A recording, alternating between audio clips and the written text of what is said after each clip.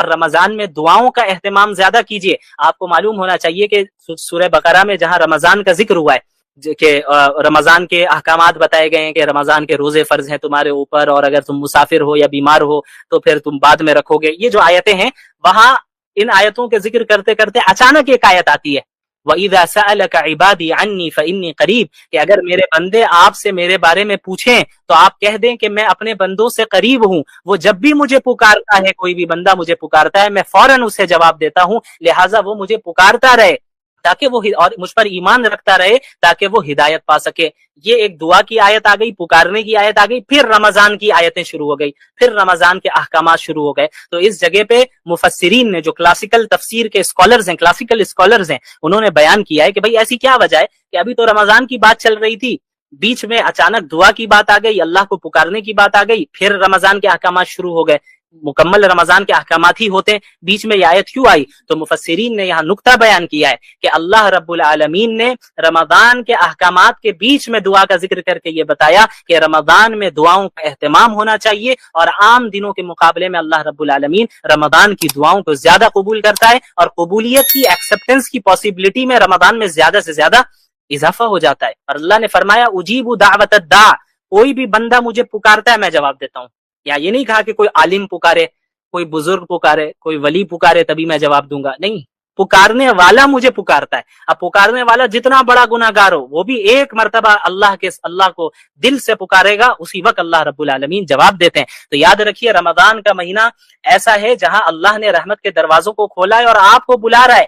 اللہ تیار ہے آپ کی مغفرت کرنے کے لیے اور آپ کو معاف کرنے کے لیے، بس انتظار ہمارے اور آپ کی توبہ کا ہے۔ ہم بس توبہ کر کے رجوع کر لیں، اللہ تو منتظر ہے، اللہ انتظار کر رہا ہے کہ یہ میرا بندہ اور میری بندی میرے پاس کب لوٹ کر آئیں، یہ واپس لوٹ کر آئیں۔ اور اتنی اپارچونٹیز ہماری دنیا میں، اس دنیا میں اللہ نے ہمیں دے رکھی ہیں، اگر ہم ان تمام اپارچونٹیز کو ضائع کر دے رہے ہیں تو پھر کیا حاصل ہے؟ کچھ حاصل نہیں ہے۔ پھر رمضان میں اتنی اپارچونٹیز ہے۔ عام دنوں میں اللہ کے نبی نے کیا فرمایا صلی اللہ علیہ وسلم کہ عام دنوں میں رات کے آخری حصے میں اللہ رب العالمین بندوں کی طرف متوجہ ہوتا ہے اور کیا کہتا ہے؟ کوئی ہے پکارنے والا جو مجھے پکارے تو میں اسے دوں، کوئی ہے رزق مانگنے والا میں اسے رزق دوں، کوئی ہے مغفرت طلب کرنے والا میں اسے معاف کروں۔ یہ ہر رات ہوتا ہے، رمضان میں نہیں، ہر رات ہوتا ہے۔ اب آپ بتائیے پورے سال یہ اپارچونٹی ہمارے پاس ہوتی ہے، لیکن ہم میں کتنے ایسے ہیں جو اس اپارچونٹی کو، اس کا صحیح فائدہ اٹھاتے ہیں؟ غور کرنے کی بات ہے۔ اور پھر رمضان کی اپارچونٹی الگ سے دے رکھی ہے اللہ نے، رمضان کے پورے مہینے۔ صحیح روایت ہے، کئی محدثین نے اس روایت کو صحیح قرار دیا ہے کہ رمضان کے ہر دن اور ہر رات اللہ رب العالمین ایک بڑی تعداد کو جہنم سے نجات دیتا ہے۔ تو ہمیں اللہ سے ہر وقت امید لگائے رکھنی ہے۔ افطار کے وقت بھی جو ہے دعا کا اہتمام کرنا ہے۔ عموماً عورتوں کا کیا مسئلہ ہوتا ہے کہ مجبور بھی ہو جاتی ہیں بیچاری کہ انہیں پکوڑے تلنے میں وہ مصروف ہے، اس وقت دعا کا اہتمام نہیں ہو رہا ہے۔ تو گھر والوں کو بھی سمجھنا چاہیے، مردوں کو بھی ان چیزوں کو میں کوپریٹ کرنا چاہیے کہ یہ مہینہ کھانے پینے کا نہیں ہے۔ ہاں جتنا آپ کر سکے اچھی بات ہے، لیکن ہر ایک کو عبادت کرنے کی توفیق دے، ایک دوسرے کا ہیلپ کرے۔ یہ نہیں کہ عورتیں غلام ہوتی ہیں، بیوی غلام ہوتی ہیں، باندیوں کی طرح کھٹتی رہے اور وہ کام کرتی رہے، آپ عبادت کرتے رہے ماشاءاللہ، یہ بھی نہیں۔ اور اسی طرح عورتوں کی بھی ذمہ داری ہے کہ یہ نہیں کہ شوہر خالی آپ کا ATM مشین ہے اور وہ جو ہے باہر سے بازار سے سامان لاتا رہے گا اور یہ کرتا رہے، آپ گھر میں جو ہے آرام سے رہنا چاہیے اور سامنے والا میرا شوہر جیسا بھی رہ رہا ہے کوئی فرق نہیں پڑتا، یہ بھی غلط ہے۔ یہ جو زندگی ہے ایک دوسرے کے ساتھ تعاون کر کے، ایک دوسرے سے محبت کر کے، ایک دوسرے کا خیال رکھ کے اور ایک دوسرے کے لیے قربانی دے کر آگے بڑھے گی۔ اور پھر اسی زندگی میں جب ہم ایک دوسرے کے لیے قربانی دیں گے، دنیاوی چیزوں میں بھی اور آخرت کی چیزوں میں بھی، فکر کریں گے کہ بھئی میری بیوی نے نماز پڑھی یا نہیں پڑھی، میرے شوہر نے نماز پڑھی یا نہیں پڑھی، میرے والدین نے نماز پڑھی یا نہیں پڑھی، میری اولاد کو موقع ملا کہ نہیں ملا نماز پڑھنے کا۔ ان تمام چیزوں کا جب ہم لحاظ رکھیں گے تو ہمارے گھر میں ایک مبارک اور بابرکت اسلامی معاشرہ اور ماحول قائم ہو جائے گا، اور اللہ رب العالمین سے امید ہے کہ ہم اللہ کے مقرب بندوں میں شامل ہو جائیں گے۔ اور یہی روٹین رمضان سے ملتا جلتا روٹین، ظاہر ہے 100% روٹین تو پورے سال نہیں ہو سکتی، یہ تو رمضان کی خصوصیت ہے، لیکن ملتے جلتے روٹین پہ ہمیں رمضان کے بعد بھی عمل کرنا ہے۔ کیوں؟ رمضان کے بعد اگر ہم نے عمل نہیں کیا تو پھر یہ ایک بڑے خطرے کی بات ہے کہ کہیں رمضان کی عبادتیں ہماری ضائع تو نہیں ہو گئی۔ اللہ کے رسول صلی اللہ علیہ وسلم کی شخصیت ایک ایسی شخصیت ہے جن سے مسلمانوں کی جو محبت ہے اور محبت کا جو جذبہ مسلمانوں کے اندر ہے یہ کوئی چھپا ہوا نہیں ہے، بلکہ شاید ہی کوئی اللہ کے رسول صلی اللہ علیہ وسلم جیسی شخصیت ہو جن سے کسی خاص قوم یا کسی خاص طبقے کا اتنا گہرا تعلق ہو اور اتنی گہری محبت ہو جتنا مسلمانوں کو ہے اللہ کے رسول صلی اللہ علیہ وسلم سے. تو آپ صلی اللہ علیہ وسلم سے محبت اور اس محبت کا جذبہ جو ہم رکھتے ہیں وہ ربیع الاول کے ساتھ محدود نہیں ہے. یعنی ایسا نہیں ہے کہ ہم اللہ کے نبی صلی اللہ علیہ وسلم سے محبت صرف ربیع الاول میں کرتے ہیں، بلکہ ہم پوری زندگی، ہر مہینے، ہر لمحے اللہ کے رسول صلی اللہ علیہ وسلم سے ایک تعلق رکھتے ہیں اور ان سے محبت اور عقیدت رکھتے ہیں. اور آپ صلی اللہ علیہ وسلم سے جو ہم محبت بھی کرتے ہیں وہ محض جذبات کی بنیاد پہ نہیں کرتے. وہ محبت صرف جذباتی محبت نہیں ہے، بلکہ وہ محبت عقلی محبت ہے. عقلی بنیادوں پر لاجیکلی یہ چیز ہے کہ ہم اللہ کے نبی صلی اللہ علیہ وسلم سے محبت کرتے ہیں. عقل کا تقاضا ہے کہ ہم اللہ کے نبی صلی اللہ علیہ وسلم سے محبت کریں. کیونکہ آپ اگر دنیا والوں کو دیکھیں کہ ایک شخص دوسرے سے محبت کیوں کرتا ہے، اس کی کیا وجوہات ہیں، کیا اسباب ہیں، تو بنیادی طور پر 3 ریزنز ہمیں نظر آئیں گی. 3 وجوہات ایسی ہیں جن کی بنیاد پر اس دنیا میں کسی دنیا کی دوسرے ہی شخص سے محبت کی جاتی ہے. وہ 3 ریزنز کیا ہیں، 3 وجوہات کیا ہیں؟ سب سے پہلی وجہ ہے کہ جس سے محبت کی جا رہی ہے اس سے ہم نے محبت اس کے احسان کی بنیاد پہ کیا، کہ کسی شخص نے کسی دوسرے پر احسان کیا ہوا ہے تو جس پر احسان کیا گیا اسے ایک عقیدت ہو گئی، ایک محبت اس شخص سے جس نے اس کے اوپر احسان کیا ہے. دوسری وجہ کیا ہوتی ہے کہ ہم کسی کے اخلاق سے اور اس کے کردار سے متاثر ہو کر اس سے محبت کرنے لگتے ہیں، اس کے کیریکٹر سے متاثر ہو کر ہم محبت کرنے لگتے ہیں. یہ دوسری وجہ ہوئی. اور تیسری وجہ کیا ہے کہ ہم سامنے والے کی خوبصورتی کو دیکھ کر اس سے محبت کرنے لگتے ہیں. یہ 3 بنیادی وجوہات ہیں کہ اس دنیا میں ان وجوہات میں سے کسی ایک وجہ سے یا زیادہ سے زیادہ 2 وجہ سے، بہت کم ایسے سچویشنز ہیں جہاں پر تینوں وجہ پائی جائے اور اس سے انسان محبت کرتا ہے.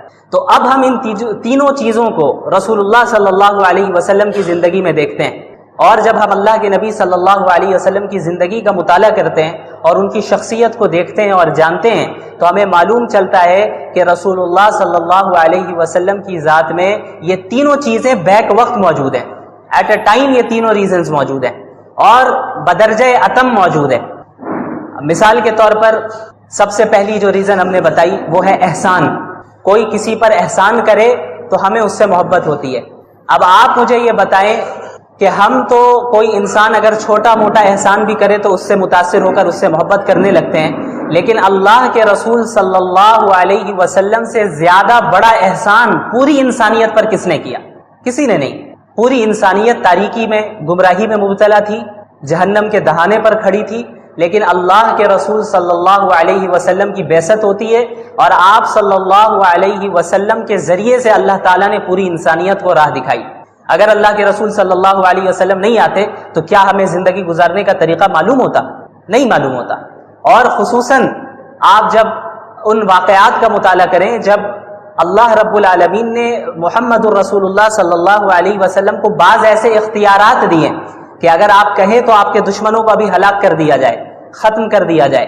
طائف کا واقعہ ہم سب جانتے ہیں کہ کس طریقے سے اللہ کے نبی صلی اللہ علیہ وسلم کو طائف میں لہو لہان کیا گیا، ان کے پیچھے اوباشوں کو لگایا گیا، ان پر پتھراؤ کیے گئے اور آپ صلی اللہ علیہ وسلم کے جسم سے خون بہتا رہا، یہاں تک کہ اللہ رب العالمین نے فرشتے کو بھیجا. صحیح روایت ہے، صحیح حدیث ہے جس سے معلوم چلتا ہے کہ اللہ نے یہ اختیار دیا محمد الرسول اللہ صلی اللہ علیہ وسلم کو کہ اگر آپ چاہیں تو طائف والوں کو ابھی ختم کر دیا جائے، ابھی ختم کر دیں. تو اللہ کے نبی صلی اللہ علیہ وسلم نے فرمایا کہ نہیں، مجھے امید ہے کہ ان کی نسل سے ایسے افراد آئیں گے جو اللہ ماننے والے ہوں، اللہ کو ماننے والے ہوں گے. مسلمانوں کا کیا حال ہے؟ مسلمانوں کے متعلق اللہ کے نبی صلی اللہ علیہ وسلم نے پوری امت کے لیے، یعنی قیامت تک جتنے مسلمان آنے والے ہیں، صرف صحابہ نہیں، صحابہ کے لیے بھی، میرے لیے بھی اور آپ کے لیے بھی اپنے راتوں میں دعائیں کیا کرتے تھے. حضرت عائشہ رضی اللہ عنہا کا واقعہ معروف ہے کہ ایک مرتبہ اللہ کے نبی صلی اللہ علیہ وسلم نے ان کے لیے دعا فرمائی کہ یا اللہ حضرت عائشہ کے اگلے پچھلے تمام گناہوں کو معاف فرما دے. تو اس دعا سے اتنی زیادہ حضرت عائشہ خوش ہوئی کہ ہنستے ہنستے سر بھی جھکا دیا انہوں نے کہ اللہ کے نبی دعا فرما رہے ہیں میرے لیے، اور وہ بھی ایسی دعا کہ اگلے پچھلے تمام گناہوں کو معاف فرما دیں. کتنی بڑی بات ہے. تو اللہ کے نبی صلی اللہ علیہ وسلم نے فرمایا کہ عائشہ تمہیں اس دعا سے خوشی ہوئی؟ ظاہر ہے خوشی ہوئی. تو اللہ کے نبی صلی اللہ علیہ وسلم نے فرمایا کہ خدا کی قسم یہ وہ دعا ہے جو میں اپنی پوری امت کے لیے ہر وقت مانگتا ہوں. یعنی میرے لیے اور آپ کے لیے بھی اللہ کے نبی صلی اللہ علیہ وسلم یہ دعا مانگا کرتے تھے. یہ دعا آپ صلی اللہ علیہ وسلم اللہ رب العالمین سے مانگا کرتے تھے. ہم لوگوں پر کتنے احسانات اللہ رب العالمین نے اللہ کے نبی صلی اللہ علیہ وسلم کے ذریعے کروائے. اب آپ ایک جو اللہ کے نبی صلی اللہ علیہ وسلم نے کیا فرمایا، ایک صحیح روایت میں ہے کہ ہر نبی کو ایک دعا دی گئی، ایسی دعا جسے اللہ کبھی ریجیکٹ نہیں کرے گا. یعنی انبیاء کی دعا تو ایسی قابل قبول ہوتی ہے، لیکن اللہ رب العالمین اس بات کا پابند نہیں ہے کہ وہ نبی کی ہر دعا کو قبول کر لے. اللہ کرے گا، اپنے فضل سے کرے گا، اللہ تو کسی کا پابند نہیں ہے. لیکن اللہ رب العالمین نے ہر نبی کو ایک ایسی دعا دی ہے جس کے متعلق اللہ نے خود فرمایا کہ یہ ایک ایسی دعا ہوگی جسے میں ریجیکٹ نہیں کروں گا. تو انبیاء نے، پچھلے انبیاء نے ان دعاؤں کا استعمال کیا. حضرت نوح علیہ السلام نے بھی اور دیگر انبیاء نے بھی. حضرت نوح علیہ السلام 950 سال تک انہوں نے اپنی قوم میں دعوت کا کام کیا، لوگوں کو اسلام کی طرف بلایا، لیکن ماننے والے بہت تھوڑے رہے. ہر طرح سے کوشش کی، لیکن نہ ماننے والے جو تھے انہوں نے ہر طرح سے انہیں تکلیف پہنچائی. آخر کار حضرت نوح نے دعا کی کہ اللہ اب انہیں ہلاک کر دیں، اب انہیں ختم کر دیں. اور پھر اللہ رب العالمین نے انہیں ہلاک کیا، کیونکہ ایک ایسی دعا انبیاء کو ملی جو کبھی ریجیکٹ نہیں ہوتی.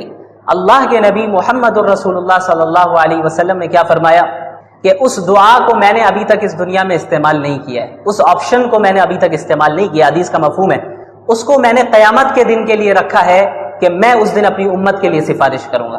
اے اللہ، آپ نے مجھے ایک دعا دی ہے، ایک ایسا موقع دیا ہے کہ جس کو آپ کبھی ریجیکٹ نہیں کریں گے. یہ اس کو حالانکہ اللہ کے نبی صلی اللہ علیہ وسلم سے زیادہ کسی نبی کو تکلیف نہیں پہنچائی گئی. جتنے انبیاء آئے سب سے زیادہ تکلیف اگر کسی کو پہنچائی گئی ہے تو وہ محمد الرسول اللہ صلی اللہ علیہ وسلم. سب سے زیادہ تکلیف ہر اعتبار سے. تو اللہ کے نبی صلی اللہ علیہ وسلم چاہتے تو دنیا ہی میں اس کا استعمال کر لیتے.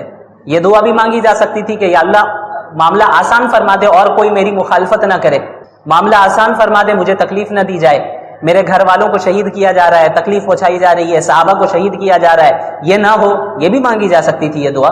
لیکن اللہ کے نبی صلی اللہ علیہ وسلم نے اس آپشن کو محفوظ رکھا، بچا کے رکھا کہ قیامت کے دن پوری امت کے لیے سفارش کروں گا کہ آپ نے جو یا اللہ آپشن دیا تھا، اختیار دیا تھا، وہ میں آج اختیار کرتا ہوں اور میری امت کو جو ہے اپنے فضل سے اس کی مغفرت فرما دے. تو یہ اس سے بڑا احسان پوری انسانیت پر کیا ہو سکتا ہے؟ اس سے بڑا احسان کوئی ہو سکتا ہے؟ آپ صلی اللہ علیہ وسلم نے فرمایا کہ میری اور تمہاری مثال اس شخص کی طرح ہے جو ایک آگ جلائے اور آگ پر پروانے گر رہے ہو. جو کیڑے آتے ہیں، پروانے گرتے ہیں، روشنی کی طرف جاتے ہیں، آگ کی طرف. ان پروانوں کو تو نہیں معلوم کہ یہ آگ ہے، وہ قریب جائیں گے جل جائیں گے، وہ تو صرف روشنی دیکھ کے قریب جا رہے ہیں. اور وہ شخص ان پروانوں کو آگ سے دور کرتا رہتا ہے، زبردستی ہٹاتا ہے. اللہ کے نبی صلی اللہ علیہ وسلم نے فرمایا کہ میری اور تمہاری مثال بھی یہی ہے کہ تم جہنم میں کودے جا رہے ہو اور میں تمہاری کمر سے پکڑ کر تمہیں جہنم سے دور کر رہا ہوں. کہ تمہیں تو وہ روشنی نظر آ رہی ہے، تمہیں وہ جو دنیا کی چمک دمک ہے، جو زیب و زینت ہے، وہ تمہیں اٹریکٹ کر رہی ہے، تم اس کے قریب جا رہے ہو، لیکن اس کا نقصان کیا ہونے والا ہے تم ابھی نہیں جان رہے. وہ اسی شخص کی طرح، اسی پروانے کی طرح ہے جو روشنی دیکھ کر آگ پر کی طرف جاتا ہے، لیکن جب آگ میں گر جائے تب پتہ چلتا ہے کہ یہ تو آگ ہے، جل کر ختم ہو گئے. ایک بچہ اگر کہیں چھت میں ہو اور وہ کنارے کی طرف جائے تو ماں باپ فوراً اسے روکتے ہیں اسے. اس بچے کو اتنا، ابھی اگر 2-3 سال کا بچہ ہو تو اس کو اتنا کانشیس تو نہیں ہوتا ہے اس کے پاس کہ وہ ہر چیز کو سمجھ سکے. وہ کنارے پہ بھی جاتا ہے، ہو سکتا ہے کچھ ایسی حرکت کر لے کہ گر جائے، لیکن ماں باپ کیا ہوتے ہیں، زبردستی کھینچ کر اسے کونے سے لائیں گے بیچ میں، اور اس کھینچنے میں ہو سکتا ہے وہ بچہ گرے بھی، اسے خراش بھی آ جائے. لیکن اس چھوٹی تکلیف کو برداشت کر لیا جاتا ہے. کس سے بچنے کے لیے؟ بڑی تکلیف سے بچنے کے لیے، جو اگر نیچے گر جاتا وہ بچہ تب تو موت ہو جاتی. اسی طرح اللہ کے رسول صلی اللہ علیہ وسلم پوری انسانیت کو، جہنم کے دہانے پہ جو انسانیت کھڑی ہے اور بس گرنے ہی والی ہے، اس کو، انسانوں کو کمر سے پکڑ کر دور کر رہے ہیں، انہیں بچا رہے ہیں کہ بھئی کہاں جا رہے ہو، کیا کر رہے ہو، کس چیز سے اٹریکٹ ہو رہے ہو، تم اپنا نقصان کیوں کر رہے ہو. یہ بڑا نقصان ہے. اسی لیے اب اسلامی احکامات بعض ایسے ہوتے ہیں جو ہو سکتا ہے ہمیں اپنی خواہش کو دبانا ہو اور اسلامی حکم کو فالو کرنا پڑے، کچھ تکلیف ہو ظاہری طور پہ، تو یہ اس تکلیف کی وہی حیثیت ہے جو ماں باپ جب اس بچے کو کھینچ رہے ہیں تو کھینچتے وقت جو ہاتھ میں خراش آ جائے، تو اب آپ بتائیں ہاتھ میں خراش آ گئی, تکلیف لگی, تو کیا ماں باپ ظالم ہو گئے؟ ظالم تو نہیں ہوئے بلکہ محسن ہوئے. کیوں؟ کیونکہ آگے جو بڑی تکلیف تھی اس کے مقابلے میں یہ خراش آنا کوئی بڑی بات نہیں ہے, معمولی بات ہے. اسی طرح جہنم کی آگ میں جلنا اور اس میں جانا یہ اتنی بڑی تکلیف ہے اور اتنی بڑی مصیبت ہے کہ اگر اس سے بچنے کے لیے دنیا میں چند تکلیفوں کو برداشت کرنا پڑ رہا ہے تو اس کی کوئی حیثیت نہیں ہے اس تکلیف کے سامنے.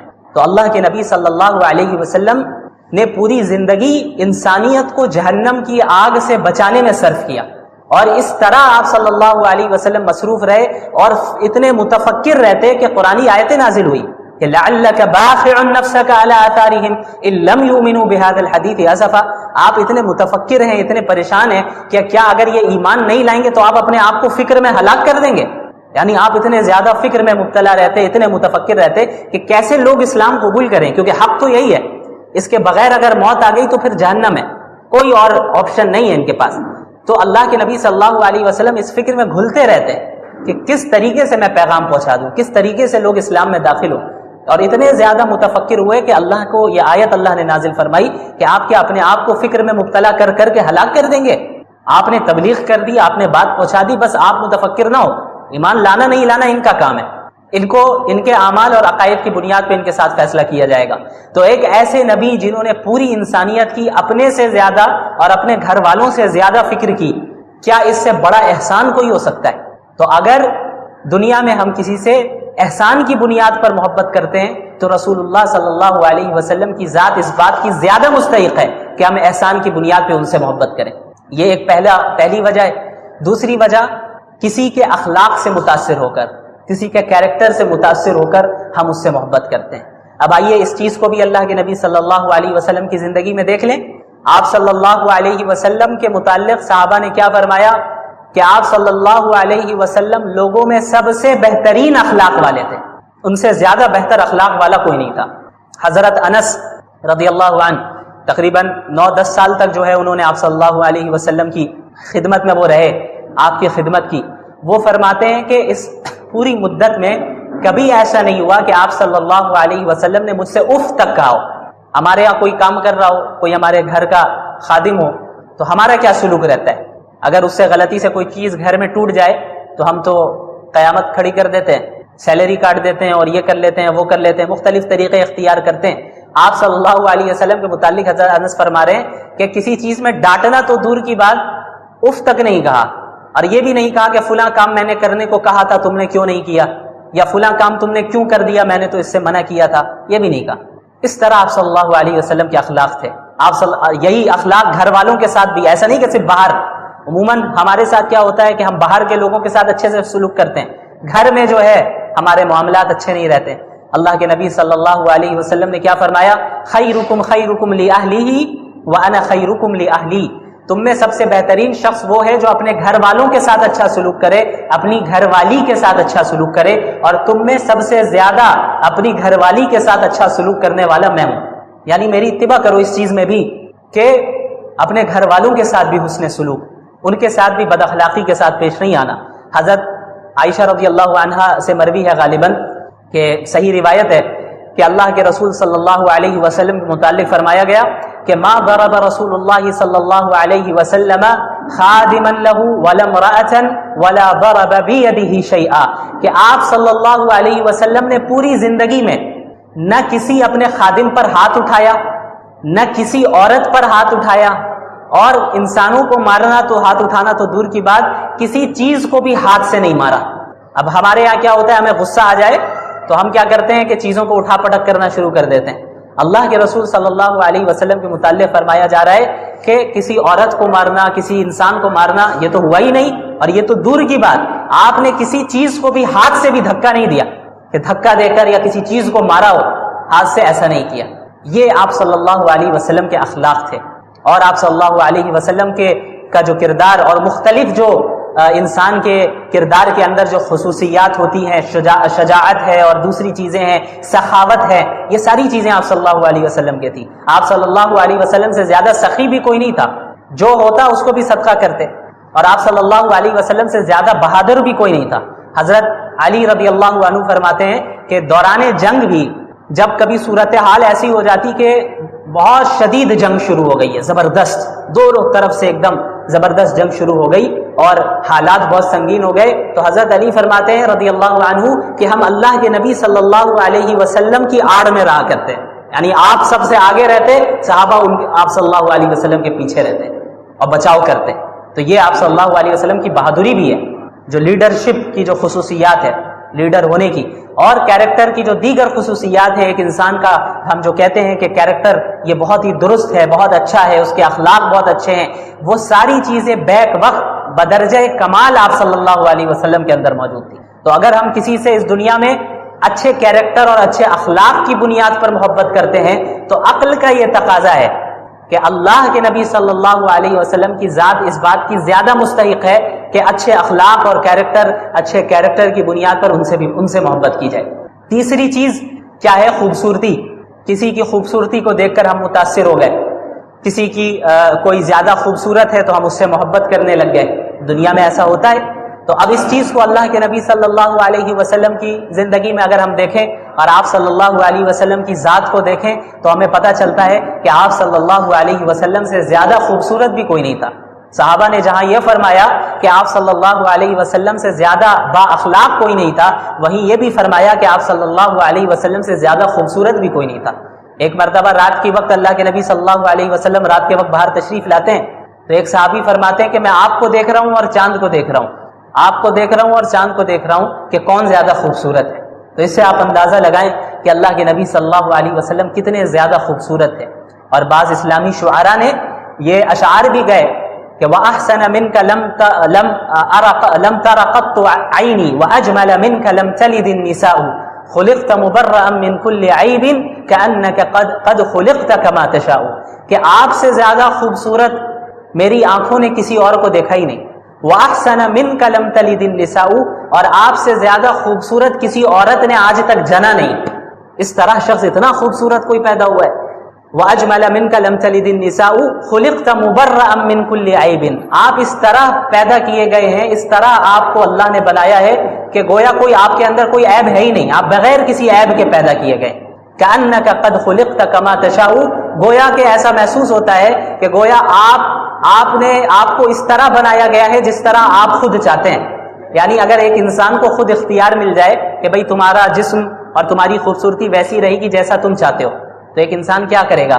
ہر عیب کو اپنے آپ سے دور کرے گا اور چاہے گا کہ ہم سب سے خوبصورت ہو. تو اللہ کے نبی صلی اللہ علیہ وسلم کی جسمانی خوبصورتی بھی اتنی زیادہ تھی کہ شاعر کہہ رہا ہے، اسلامی شاعر ہے، وہ کہتے ہیں کہ آپ اس طرح اتنے بے عیب جسمانی اعتبار سے پیدا کیے گئے ہیں کہ گویا آپ اپنے اختیار سے پیدا کیے گئے، جس طرح آپ کو بننا تھا ویسا آپ کو بنا دیا گیا.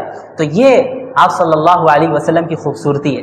تو اگر دنیا میں خوبصورتی کی بنیاد پہ محبت کی جاتی ہے تو عقل کا تقاضا یہ ہے کہ رسول اللہ صلی اللہ علیہ وسلم سے خوبصورتی کی بنیاد پہ زیادہ محبت کی جائے. تو رسول اللہ صلی اللہ علیہ وسلم کی جو محبت ہے یہ محض جذباتی بنیاد پہ نہیں ہے، ہماری محبت رسول اللہ صلی اللہ علیہ وسلم سے ریشنل بنیادوں پر بھی ہے.